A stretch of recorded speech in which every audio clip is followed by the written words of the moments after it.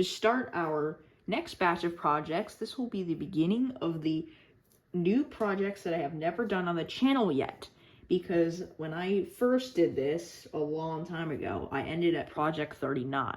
So from now on, everything will be brand new, and it's going to start with project 40, motor controlled sounds. So how this one's going to work, we have the music IC and the alarm IC, along with our resistor and the speaker and our motor. So we're going to turn it on, and it's going to play as normal.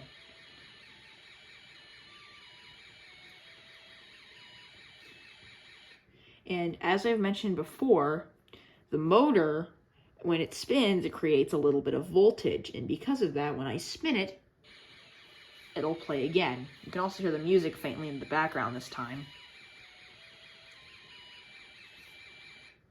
Project 41 is more motor sounds.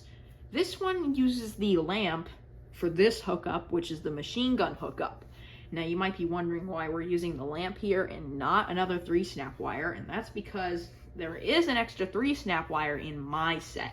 But for people that have Snap Circuits Junior, the SC-150 set, which we are doing right now, they don't have it. They only have 3-snap wires instead of 4. So they use the lamp, and the lamp's not going to turn on. It's just going to act like a 3-snap wire here. And now it has the machine gun noise. The same thing also is going to apply with the motor. It'll start again. It is very quiet, so you might have to turn your volume up. Project 42, more motor sounds too. We're going to turn the switch off. It's going to do the fire engine this time.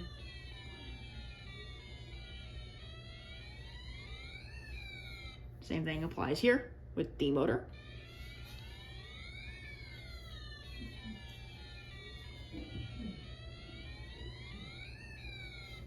Pretty much the same thing there every time. So Project 43, more motor sounds 3, has the hookup for the ambulance.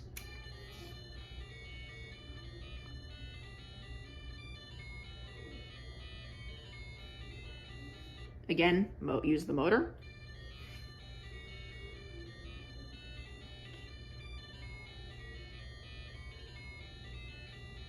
Just glitched quite a bit, so I better be careful with that and turn that off.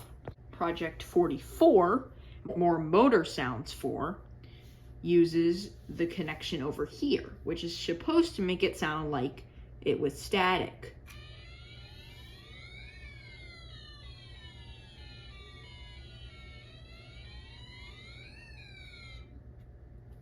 It's pretty similar to a normal one. Again, I don't really know why this is a thing. It's very similar to the other one from earlier, but oh well.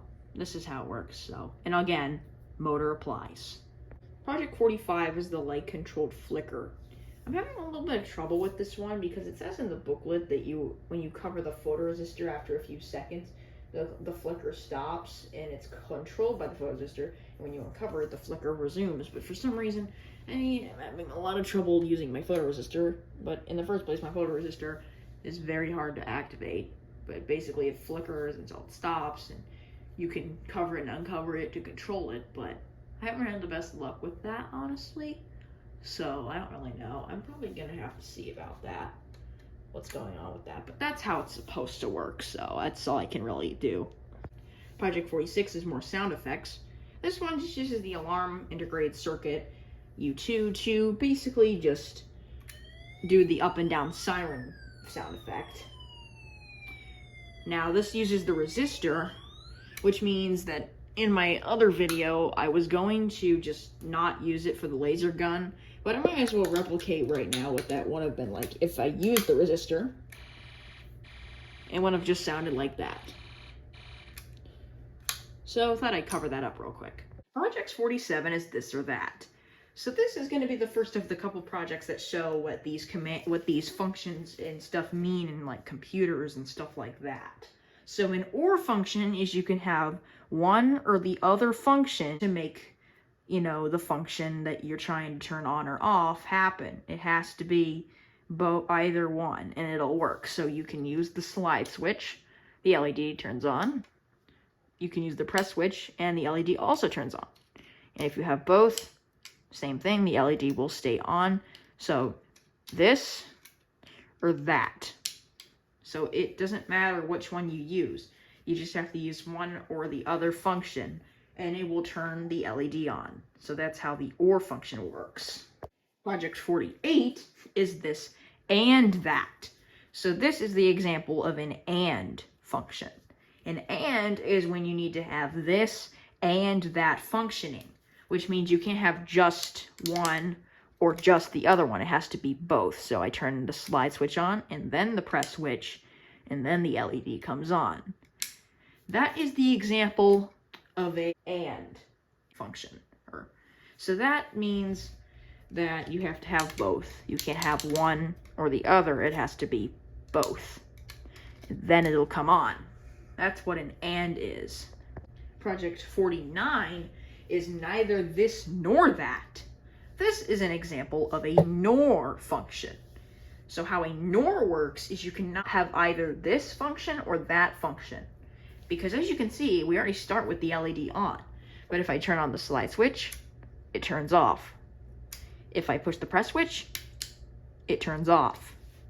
That is the example of a NOR function. You cannot have either one of these, or the LED will turn off. Project 50 is not this and that. This is an example of a NAND function in computer blocks, the last of these. A NAND is when you cannot have both of them, or the LED will turn off. As you can see, it's already on. If you have one function, LED stays on, but if you have both functions, the LED turns off. That is the example of a NAND function in computer blocks. These are very important in computers, of course, not just the NAND, but the NOR, the OR, and the AND. All of these are very important in computer blocks. So, when it comes to computers and stuff, this is a very important thing. We are now halfway through the Snap Circuits Junior projects, and with that, that is the end of this video.